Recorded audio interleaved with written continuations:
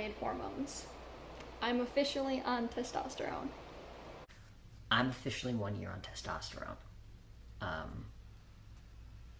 It happened. We are here. Hey everyone, it's Mac, and welcome to my 2 years on testosterone recording. I say recording because this will be available as a podcast and as a YouTube video, so it's a different day. Hello. I'm officially, I'm filming this on Friday the 27th, but as of tomorrow on the 28th, I will be 2 years on testosterone, which is crazy, but very cool. And so I just wanted to come on here because I haven't done a testosterone update in a year-ish, and talk about progress in my transition and also talk about the weird experience that is transitioning during a pandemic, because it's been odd. It's been different. So, for those of you who don't know, I've been on testosterone since October 28th, 2019. Not October. August. I think I did that last time too. August 28th, 2019. And now, tomorrow will be August 28th, 2021. So that's 2 years. And I had top surgery on May 7th, 2020. So we're coming up to a year and almost a half-ish. Yeah, a year and almost a half. So, life's been crazy the past year, as it has been for everybody, so I didn't record anything to mark any milestones since a year. So I feel like simultaneously a lot has changed and a lot has not, because they're all the same changes. My voice stopped dropping around probably the year mark. And I love where my voice is at. My voice is at a great level. If anything, it's gotten stronger, so I can sing a lot better now, which I think is fantastic. I'm hairier. I've been getting hairier, I think. Like, more or less, it's just filling in all the places that it hadn't filled in. Like, for some reason, the inside of my knees had no hair for a really long time, and now it does. It's very strange. My beard is also filling in. Great, which I love so much. The only thing that's missing now is I only have a few patchy things on my sideburns, and then a little bit connecting my mustache to my beard. But it's coming in, and I love it. It makes me very happy. Other than that, not a lot has changed. My hairline has stayed the same from when it initially dropped backwards, and that brings me a lot of joy. I've been worried about it. Yeah, so the testosterone changes have been great. My chest is fantastic. I love it. I don't know if I'll ever do an update on that. Probably not, because it's fine. It's good. I love it. So, I don't have a lot of things to talk about as far as actually testosterone changes, but I would like to talk about the weirdness that has been transitioning during a pandemic. And at first I was like, well, I didn't really, because I started testosterone before the pandemic, but only about 6 months before. And so in that first, even 6 months, August, September, October, November, December, January, February, March. Yeah, about 6 months. Because I started at the end of August, and then the world shut down in March. So yeah, I was only transitioning around people for 6 months. And so the bulk of the really intense and visible changes happened after the world went online, and I was in grad school in my master's program at the time, and so they saw me up until about 6 months, not even the 6-month mark, and then all of a sudden that was it. And I saw a few friends, but not very many, and so it was really, unless I had classes with people, they didn't hear my voice, they didn't see the changes or anything. When I had top surgery, I had top surgery in May, so it was just after that first really bad wave. And I didn't see anybody for the most part after that. And so that's been very strange, because the bulk of my transition has been during the pandemic.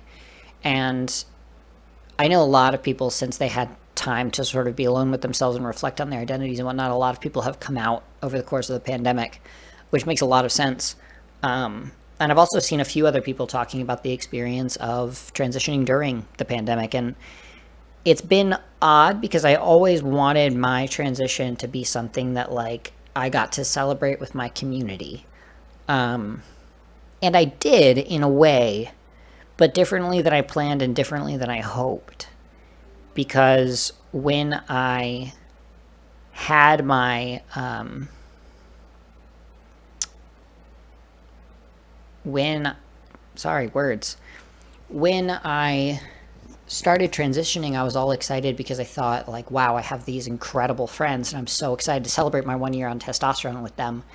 But then August 28th, 2020 came and we weren't seeing anyone in person. Classes were about to start fully online. And my wonderful fiance tried to plan an in-person party for me outside because that was all we felt safe and comfortable doing.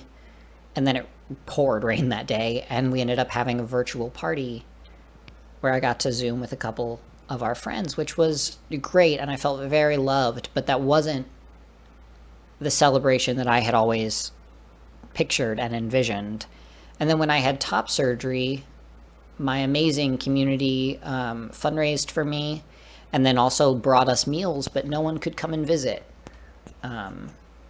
So recovery was me and my fiance in our apartment with people dropping things off for us, which again was lovely, but again, not what I envisioned. And then I got my name changed in November of 2020. Yeah, 2020. And couldn't have a name change party either. And so it was just all of these things that I didn't get to celebrate in the way I always thought I was going to. And that has been really tough. And now it feels weird to sort of go back and retroactively celebrate them. And I don't know that I'm going to do that. And so that's been a really tough thing. And a thing that I feel weird about grieving is because you feel like, okay, but like your community still showed up for you, and they absolutely did. And I don't want to sound ungrateful for that, but because of that, I've got sort of this imposter syndrome around my guilt, not my guilt, around my grief. Because why should I feel sad if like I was still celebrated, or if my community still showed up for me during my transition? And it's because I had this image of what my transition was going to be, and then I didn't get to have it. And that's been really hard. And it's been hitting me more as this year tomorrow I'm celebrating 2 years on testosterone. And now I'm in California, and most, if not all of the people, except for my fiance, who've gotten me through my whole transition aren't here. They're either in Pennsylvania or in Tennessee, and I don't get to celebrate with them. And that's a really tough thing. And figuring out how to navigate that emotionally has been really hard, because what do you do about it? And I don't know the answer to that. So tomorrow I'm going to the beach with my fiance and some of her family who I love so much, and I'm very excited that we get to do it. And I'm going to take pictures, and I'm going to celebrate me and how far I've come, and celebrate little Mac for getting me here. But it's not going to be the same. And that's hard, learning how to hold both of those things at the same time, and let myself be sad about the things that I'm missing, and also know that I'm going to make the best of it. And so it's been really tough, and also very interesting, trying to figure out what exactly to do. This was really short, but that is about all I have thinking about it. And I think my only message for people, and for the YouTube version of this, there will be pictures for my transition, like there were last year. I don't know that there have been that many changes, but I will take the pictures anyway for posterity reasons and upload them, and we will see together if there are any differences. But as far as talking about what it's been like transitioning during a pandemic, and I think for all of us, because we all missed important life events, whether it be birthdays or weddings or anniversaries, any of those things, graduations, any of those things. I think we all just need to have a lot of patience with each other and with ourselves for the fact that there are a lot of events that should be really happy that are really, really bittersweet because we didn't get to celebrate them the way we wanted to, and now we don't know what to do. Do we go back and celebrate all the things we missed? Or do we push forward and celebrate all the more in the coming year if we get the chance? And what if we don't get the chance again because we had to move on? That's the really hard thing, I think, for me, is the fact that I don't get to go back and have an in-person first year on testosterone party because I don't live there anymore. I don't get to have a retroactive name change party because I don't live there anymore. And more than that, a lot of us graduated in my year, and so we're all over the place now. And so that is really hard, and I don't think there is a right answer, but I think that the best thing we can do for ourselves and for our loved ones who are wishing for celebrations they never got to have is, one, celebrate as much as you can in any way you can, and also allow yourself to have those bittersweet moments where you grieve the things that you didn't get to do and you didn't get to have, because I'm going to be doing both. And it doesn't negate any of the happiness, and it doesn't diminish any of the sadness. It's just all there together. And I think that's the way it's going to be for a while, I think. And that's just going to have to be all right. So I believe that's it. So if you're watching this on YouTube, then here come the pictures. If you are listening to this on my podcast, Master of a Few, if you're on YouTube and you don't know what I'm talking about, Master of a Few, then you can head over to YouTube. The Careful Poet is my channel name, and you can check out the pictures yourself. Yeah, that's about it. I hope you all have a brilliant day. My name's Mac, and this has been both of The Careful Poet and Master of a Few. Have a brilliant day. Bye.